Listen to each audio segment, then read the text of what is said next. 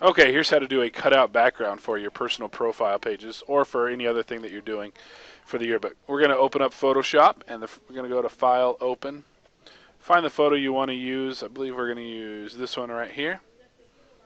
And let's open it up. And the first thing you want to do is make sure you can see your layers palette, which is this guy right here.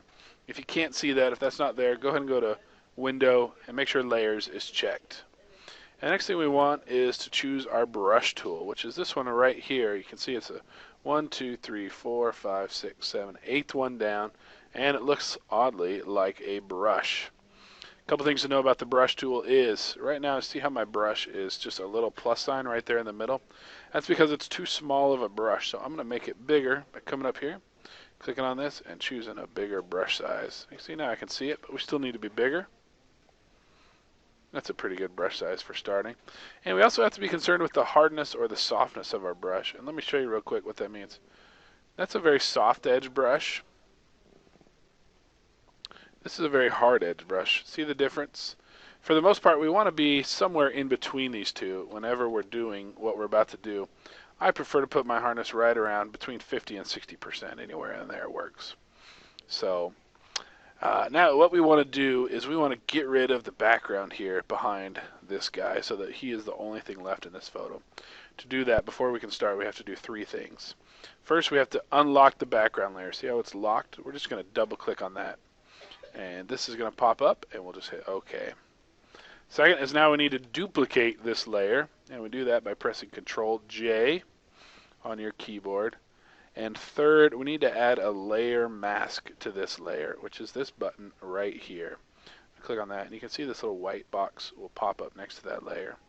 While this white box is selected, we can come in, and anything we paint while this color right here is black will... Sorry, you also have to turn off this layer right here. You have to click that little eyeball right there. Turn that guy off to make it disappear. So anything you paint with black, while this color right here is black, will disappear.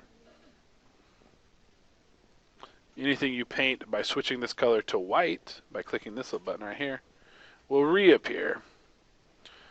So this helps us and is a very easy way to do this because now we can just zoom in by grabbing this little magnifying glass.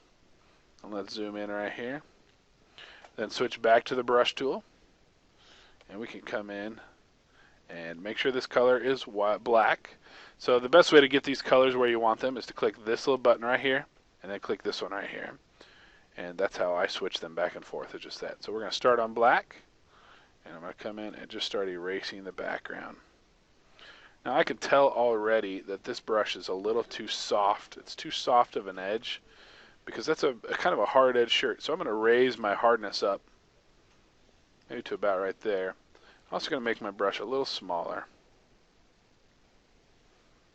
There, that's better. Now, one thing to keep in mind is that it's always better to take out a little bit too much. Better to remove some of the shirt than to leave a line like that one right there. So no one's ever going to know if we take out a little too much, but it's going to be very obvious if you're leaving things like that around there. So we can even take off a little snippet of his ear, and we're going to be okay. Now when you get to corners like that, and like right here, and right here, and right here, those are a little tricky, so I'm going to come back to those. But I want you to see that you could just kind of cruise along. And here's the deal. The nice thing about doing it this way is if you make a mistake, like you accidentally go like that, you can just switch this color to white and paint it back. In fact, you're going to be switching back and forth between black and white quite a bit. Now we got to be careful with his hair. We can't just go like this because that's going to look weird. So when it comes to the hair, you just got to kind of be patient. Take your time and make your brush smaller to kind of get in there and fit in there in those cracks. I know you're saying, Johnson, how'd you do that? How'd you make your brush smaller like that? And that is really easy. It's actually with the bracket keys. If the right bracket key will make your brush bigger, and the left bracket key will make it smaller. And that's how I do it. I never come up here and use this. I only use the bracket keys to change the size of my brush. So there's no secret to doing the hair. You just got to be slow and patient and just get through it. So I'm not going to spend too much time on it. I'm going to kind of cut off a lot of it. And know that when you do this yourself, I want you to be a little more precise for the hair. Let's show you how to do corners. Let me come back over here. How do we get in there and do a corner like this one? Well, what we'll do is we'll just paint right up to it, and we're actually going to cut it off. And then we're going to switch to white, come in and bring back just enough. It's the same thing right here. To do this corner, I'm going to switch back to black, and I'm going to come in here all the way right down into the corner and just cut his ear off, switch to white. Now, how do I do that? How do you change it without clicking on that thing? You press the X on your keyboard. So pressing X will change those. So there you go. That gives us a really nice corner around that ear. Switch back to black and keep going. This really looks kind of dumb, so I don't know what. Maybe that's probably a better way to do it. Once you are completely and totally done, let me do one more corner here for you. I'm going to go all the way in, switch to white, and bring that back out. See how easy that is once you get used to pressing X to change it.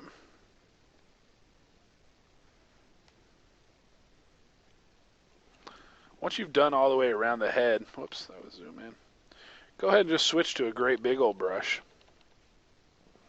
Just go ahead and knock the, whoops, switch back to white there. Go ahead and just knock the rest of it out real quick like. If you accidentally get a little too much there like I just did, that's okay. Go ahead and finish. And then switch back to white, and then with a smaller brush, come in and just clean that up right there. Same thing with right there. This is not a real fast process. This takes time. But once you're done, let's go ahead and say we're done.